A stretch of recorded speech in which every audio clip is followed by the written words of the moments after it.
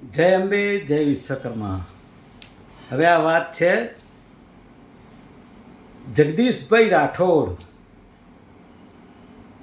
મેં એમનું સાંભળ્યું પ્રવચન કે હું 40 વર્ષથી કામ કરું છું. 40 વર્ષથી પૈસા ભેગા કરવાનું કામ કર્યું છે સમાજમાં. મારી પાસે સાબિતી છે બધી. છાપામાં એક ચૂંટણીની જાહેરાત આપવાની હતી સમાજની 6 વર્ષ પહેલાં. મને ફોન આવ્યો, મુકેશભાઈ 60,000 રૂપિયા કહે છે ગુજરાત સમાચારમાં. મેં કીધું 60,000 કેવી રીતે થાય જગદીશભાઈ? મને કે આ કહે છે. સારું, કંઈ વાંધો નહીં, 5 મિનિટ આપો. અમારે તો જે આપણા કાયમી કરતા હોય એને પૂછ્યું તો એણે મને કહ્યું, એટલે મેં કીધું જગદીશભાઈ રવા દો, હું આપી દઉં છું. એમને ગમ્યું નહીં એ વખતે, પણ એ જાહેરાત ખાલી 32,000 રૂપિયામાં આપવામાં આવી. તમે વિચારો, પેલા 60,000 ના 32,000, બસ આમાં એનું માપ નીકળી જાય જગદીશભાઈ રાઠોડનું. એને પેટ્રોલના પૈસા લગતા હતા. ઘરેથી નીકળે, જ્યાં જાય આટલું પેટ્રોલ. તમે હિસાબો જોઈ લેજો સમાજના, એટલે ખબર પડી જશે. મેં તો જોયેલા છે.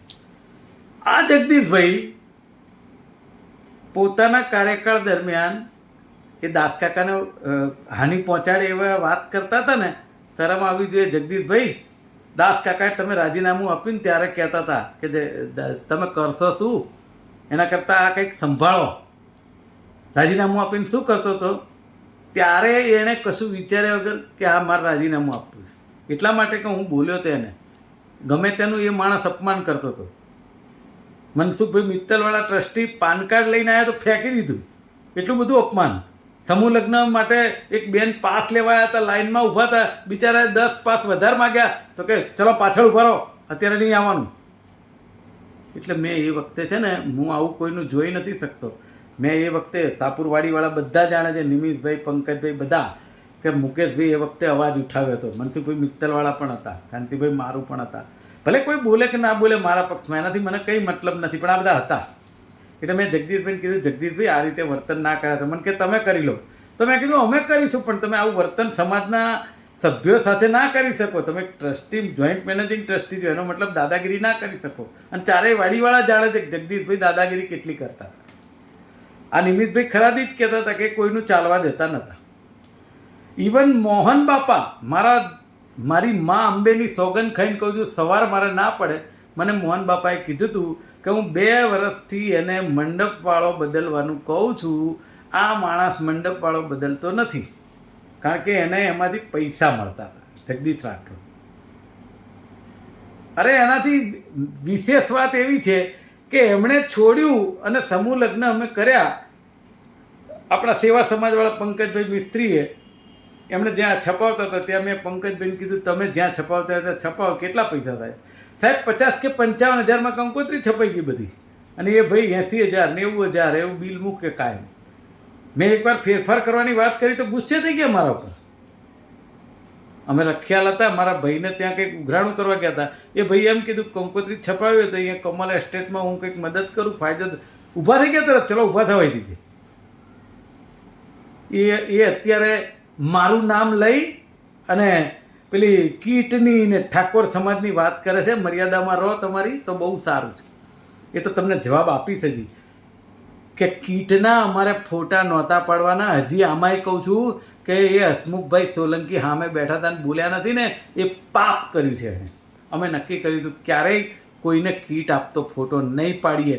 એના સાક્ષી વાડજવાડીના પ્રમુખ એ વખતે અમૃતભાઈ હતા, એ સાક્ષી છે. પછી આપણા દીપકભાઈ ડોડિયા, આપણા જે સાપુરના પ્રમુખ નિમિતભાઈ, આ બધાએ ક્યાંય ફોટો અમે કોઈનો પાડ્યો નહોતો. એ કીટ શું ફોટા મૂકવા પાડી હતી? એ જગદીશભાઈ રાઠોડ, એ તમને આદત છે કે શું કરવાની. અને હું ફેસબુક ઉપર ફોટા મૂકું એમાં તમારું શું ગયું? હું સોશિયલ માણસ છું.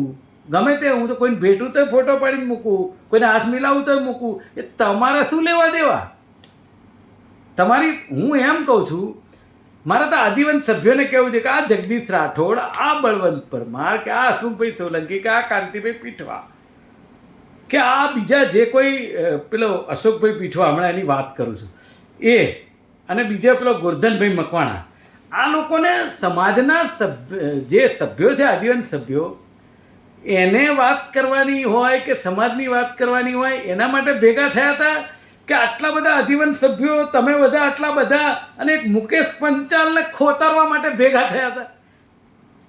પણ મુકેશ પંચાલનો એક વાંક હોય તો આજીવન સભ્યોને કહું છું, તમે બધા ભેગા થઈને કહો કે મુકેશ પંચાલ ઉપર કેસ કરી નાખો ને.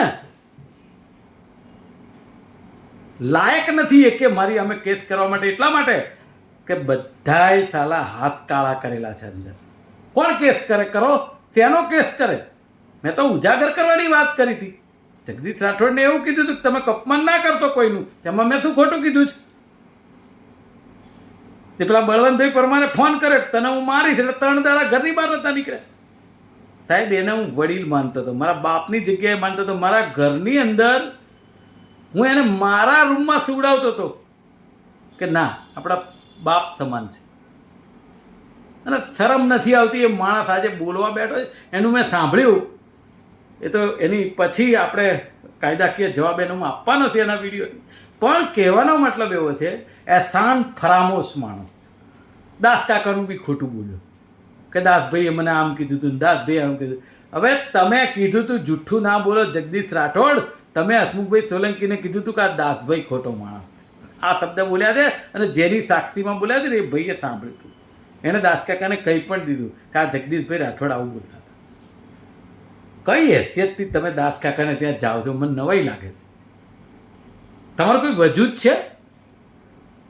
તમે મારી અને પેલી બીજા સમાજની ને એવી વાત કરો છો અને તમે 1-2 શબ્દ મારા વિશે બહુ ખૂબ ઘસાતા બોલ્યા છો, મારા પરિવાર વિશે.